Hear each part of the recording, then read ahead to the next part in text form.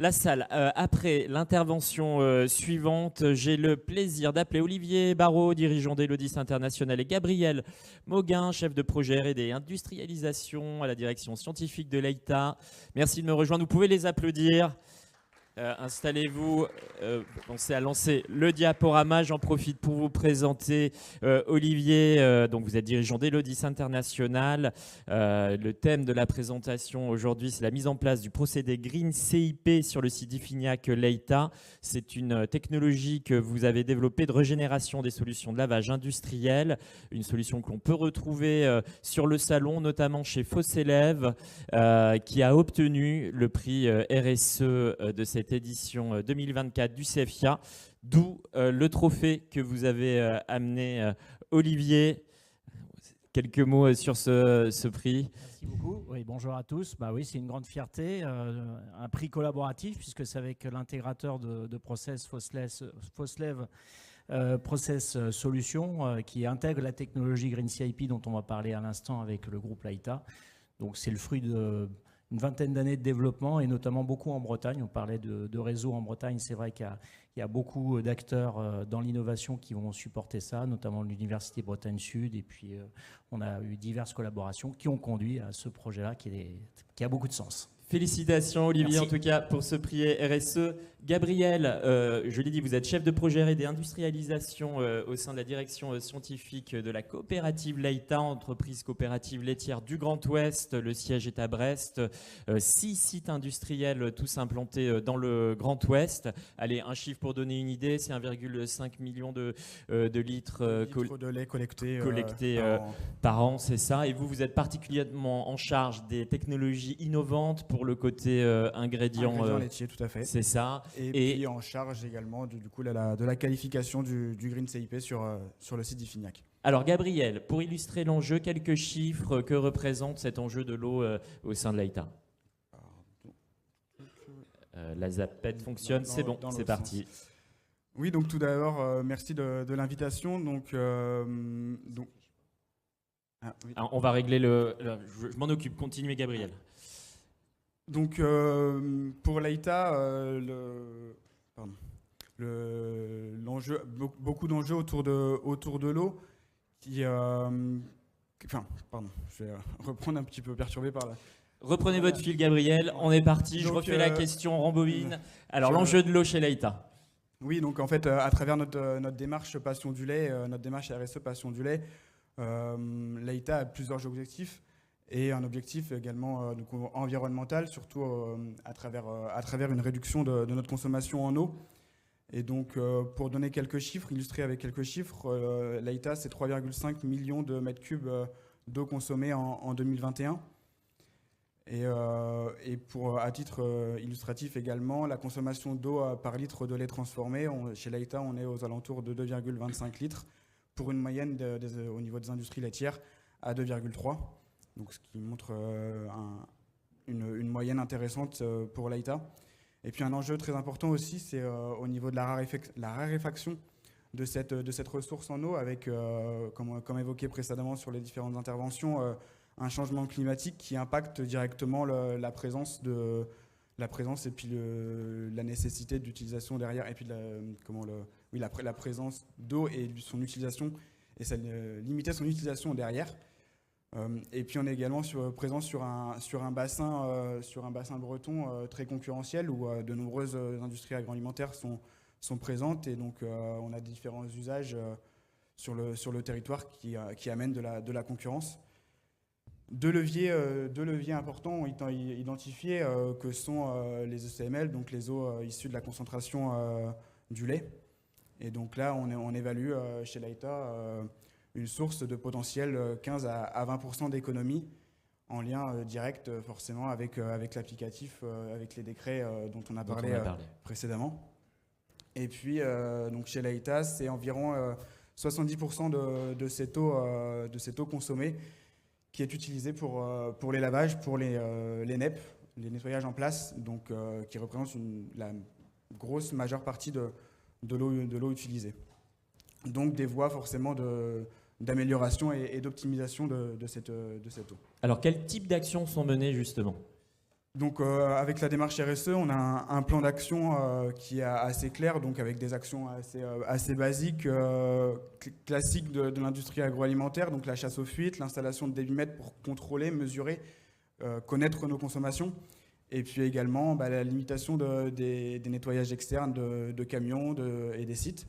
Et puis de la solution dont on va parler juste après, donc la solution de régénération des solutions de lessiviel à travers l'outil Green CIP.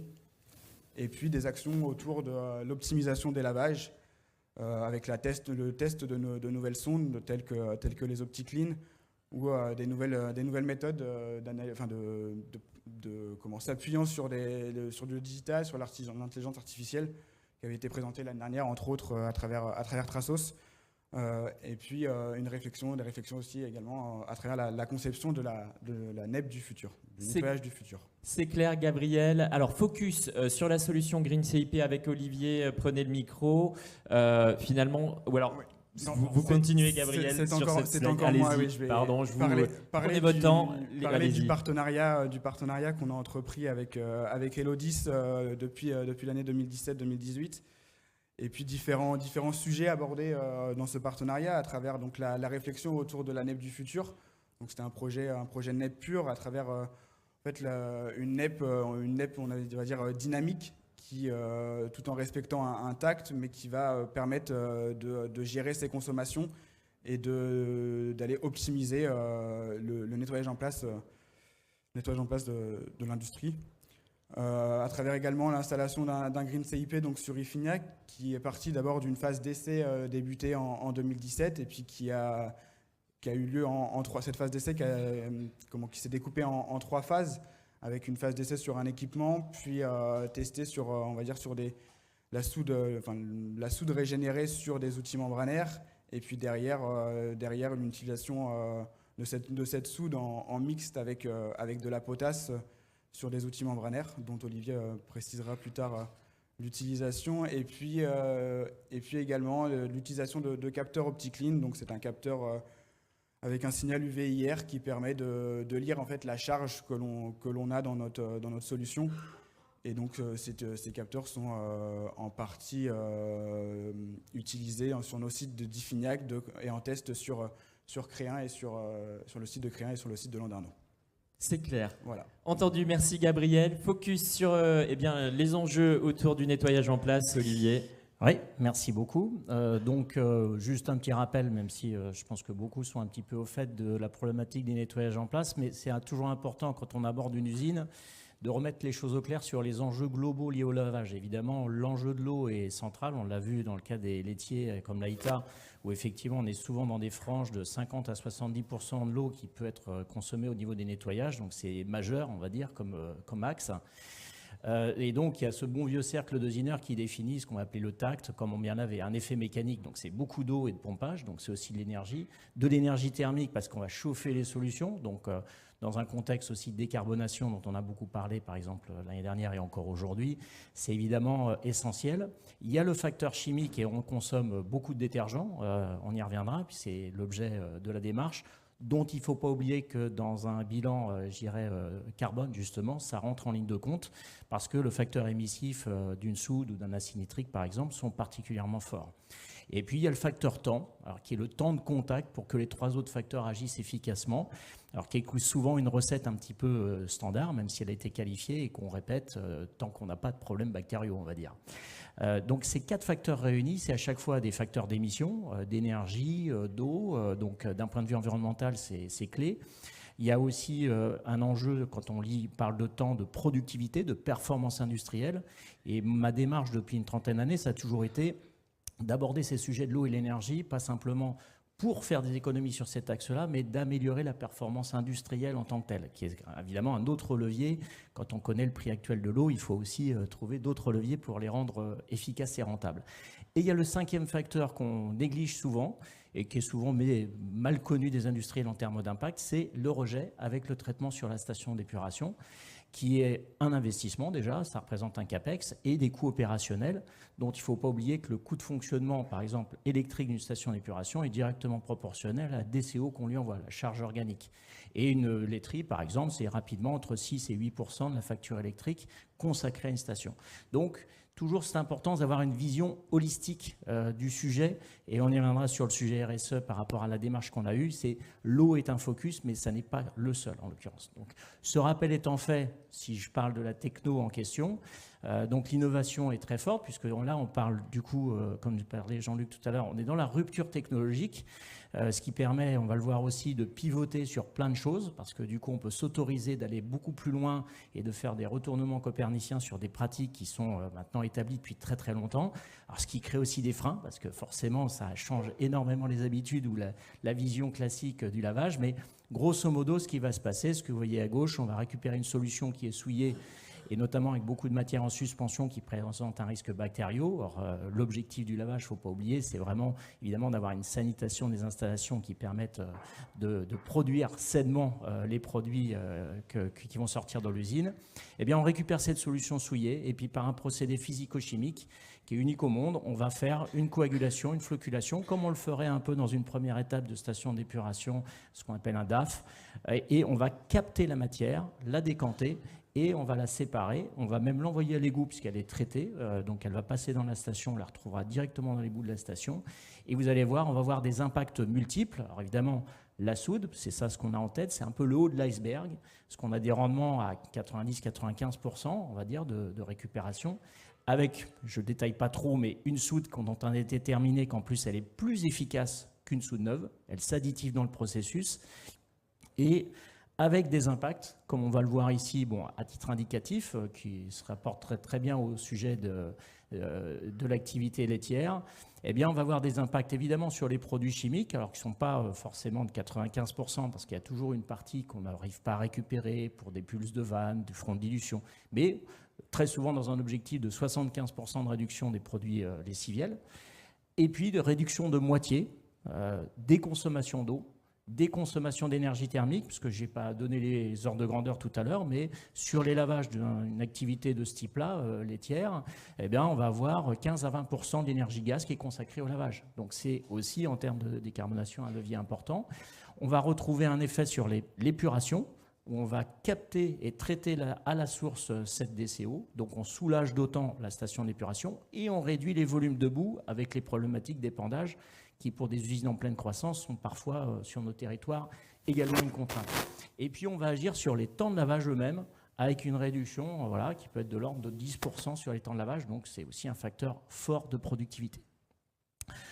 Alors, on parle de RSE.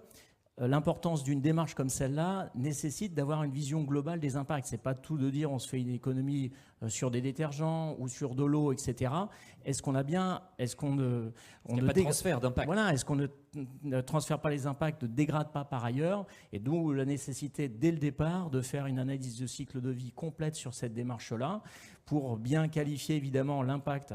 On a la comparaison sur les graphiques que vous voyez entre à gauche, avant, après, application du principe sur l'impact climatique, l'écotoxicité terrestre, aquatique. Bon, je ne vais pas tous les mettre, mais la biodiversité ou l'eutrophisation des sols suit à peu près la même trajectoire.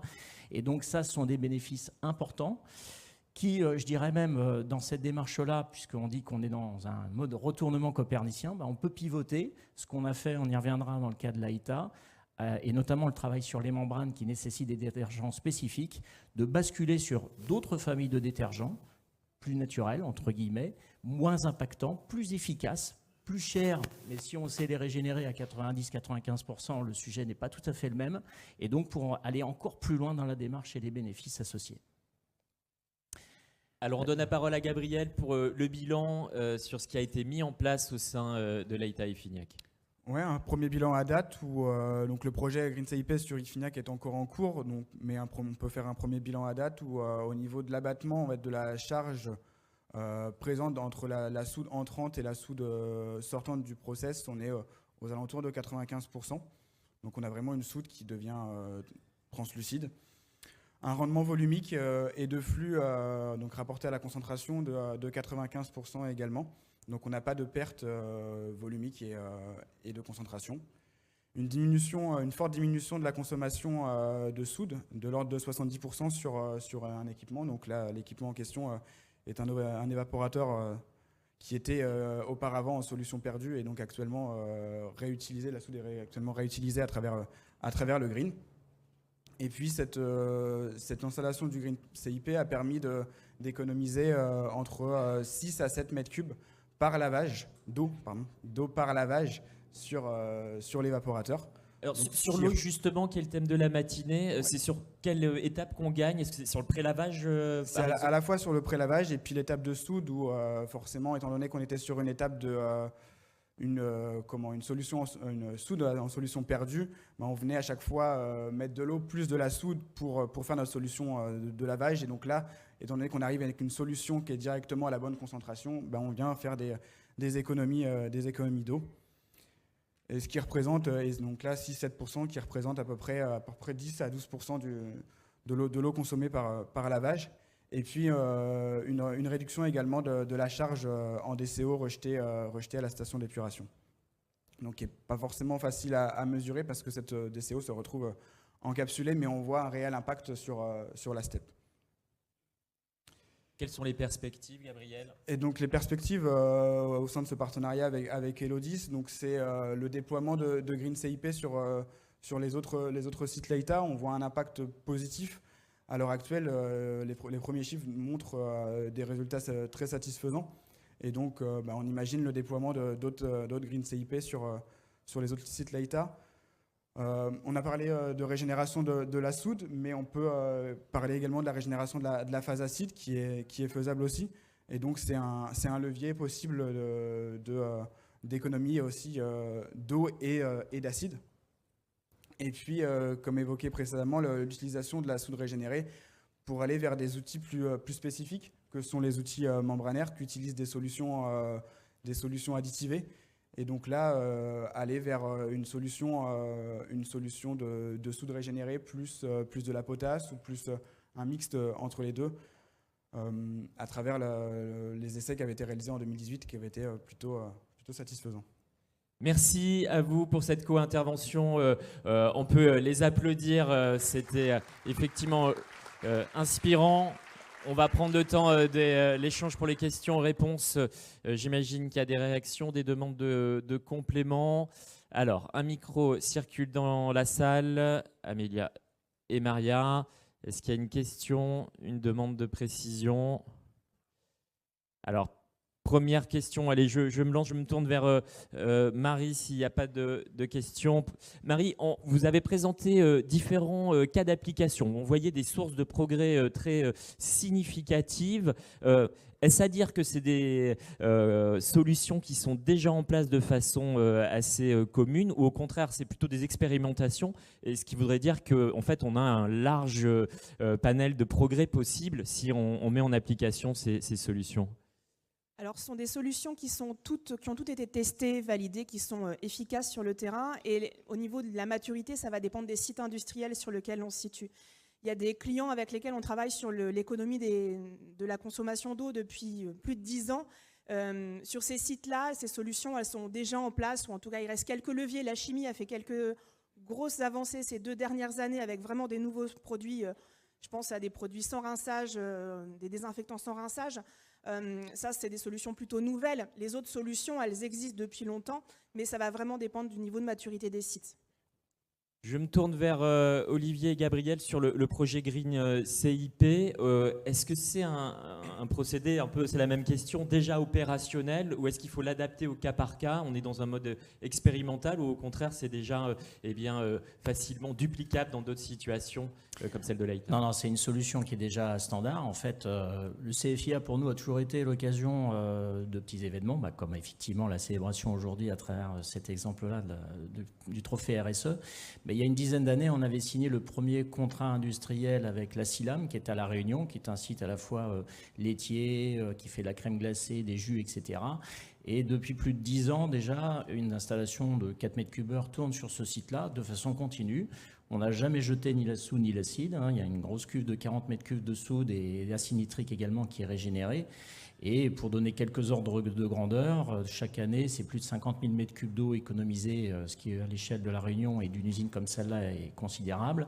C'est 1000 tonnes de vapeur économisées par an. C'est un tiers de la DCO, de la pollution, qui est captée à la source, ce qui, à l'époque, a permis d'éviter un gros investissement d'augmentation de capacité sur la station. C'est également 1800 heures de temps de lavage économisés. Donc, évidemment, vous vous doutez bien les enjeux et les impacts à la fois sur la capacité de la station de NEP, qui était un peu saturée, et également sur l'efficacité opérationnelle des lignes. Donc, sur la compacité, c'est souvent une problématique dans les usines, la mise en place d'un système qui, finalement, ne trouve pas sa place, justement.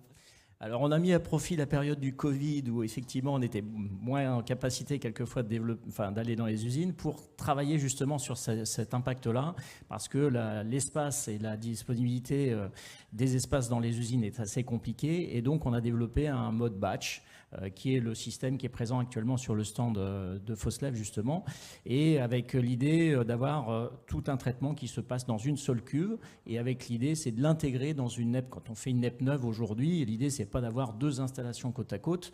On a aussi raisonné notre métier en termes de décarbonation. Or, l'impact carbone d'Elodie, c'est des voyages et de l'inox. Donc, plutôt que de faire deux installations côte à côte, on conçoit d'emblée une installation qui intègre le principe. Merci pour votre réponse. Des questions dans la salle. Alors, une question devant. Merci d'amener le micro. Il y en aura une au fond ensuite. Voilà, merci de vous signaler et merci de vous présenter avant d'intervenir. Bonjour, Caroline Ledesma, Société Couden. J'ai une question pour Marie. Je souhaiterais réagir par rapport à la problématique de tout ce qui est prélavage mécanique. Aujourd'hui, on se retrouve face à des opérateurs qui, avec le nettoyage à l'eau, c'est beaucoup plus facile, on va dire, c'est beaucoup moins fatigant. Quel levier on pourrait avoir pour, on va dire, pousser nos opérateurs à faire du prélavage mécanique et à peut-être diminuer tout ce qui est TMS, problématique de charge de travail. Eh oui, il y a une vraie problématique de pénibilité. Oui, pénibilité, oui. Oui, alors effectivement, quand on doit mécaniquement à la main ramasser, pousser, enlever les déchets, c'est plus contraignant que de pousser au jet d'eau. Enfin, si vous avez tous une terrasse, on joue à l'eau aussi quand on est au Karcher, c'est la même chose pour eux. C'est aussi plus simple. Donc c'est vraiment une notion d'engagement, de sensibilisation. C'est être sur le terrain avec eux, expliquer, réexpliquer. Alors il y a la méthode ferme qui existe. Personnellement, j'en suis pas très fan de dire on coupe l'eau pour l'instant et on démarrera l'eau un quart d'heure plus tard. Donc le premier quart d'heure, c'est du ramassage à la main, du raclage. C'est un peu brutal. Je pense vraiment que c'est par le côté pédagogique, en leur montrant les consommations d'eau, en communiquant sur ce sujet-là et en faisant le lien aussi avec la consommation d'eau qu'ils peuvent vivre, eux, au quotidien, à la maison. Enfin, je sais que nous, on a un module de sensibilisation qui rapproche, quand vous faites ça pour prélaver, pensez à ce que ça représente en consommation en douche, en bain, par exemple. C'est des exemples très concrets, mais qui leur parlent. Et c'est vraiment cette notion d'adhésion qui va faire qu'on va pouvoir travailler avec eux sur le sujet.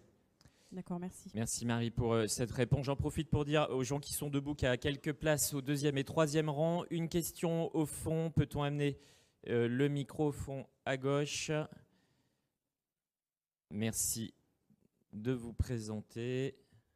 Bonjour, Ariane Vetzakis de l'ANIA. Merci pour la présentation de l'AITA. J'avais une question au sujet de la réutilisation de l'eau, les perspectives de 15% que vous avez évoquées. Est-ce que vous pourrez développer ? Donc tout à fait. D'abord, il faudra passer par le décret et attendre l'arrêté préfectoral, mais des voies forcément de réutilisation de cette eau issue du lait sont faisables à travers éventuellement les rinçages finaux qui actuellement ne sont pas autorisés. Et puis après, je participe pas forcément à ce groupe-là, donc j'ai pas forcément toutes les réponses, mais oui, je dirais l'essentiel se trouve au niveau des rinçages finaux sur l'ensemble des équipements, quoi. Olivier, une précision ? Oui, je pense que, comme là, ça a été très bien évoqué par Clotilde tout à l'heure, la règle des 3 R, il faut effectivement se pencher sur ces sujets de reuse qui vont quand même toujours coûter plus cher en termes de traitement qu'une eau qu'on n'aura pas consommée éventuellement. Et sur ce taux de dernier rinçage dont on parle, une des actions que l'on mène avec l'AITA et les autres clients, quand je parlais de gain de temps et d'eau, c'est notamment, alors moins sur un évaporateur, qui est les premiers exemples qui a été cité, mais aujourd'hui on fait le basculement de toute la partie REP de l'usine, où là il y a des NEP classiques. Eh ben, on va supprimer purement et simplement tout ou partie du pré-rinçage, qui provient effectivement du dernier rinçage. Et on va retrouver d'autres usages de ce rinçage final qu'aujourd'hui on utilise là uniquement pour préserver la soude. Et on est sur cette double objectif, à la fois de supprimer un usage de l'eau, de capter toute la DCO qui va être rejetée au niveau des pré-rinçages, de gagner sur le temps, etc. Et donc cette fameuse récupération d'une eau qui va servir pour un rinçage final, il va falloir le penser après avoir fait ces optimisations. Alors, moi j'insiste là-dessus, c'est vraiment de prendre dans le bon ordre les sujets, sinon on va investir dans des sujets qui vont être un peu bancals à un moment donné, quoi. C'est très clair, il y a une méthodologie à suivre. Merci, on va remercier très chaleureusement les intervenants de cette séquence. On peut les applaudir à nouveau.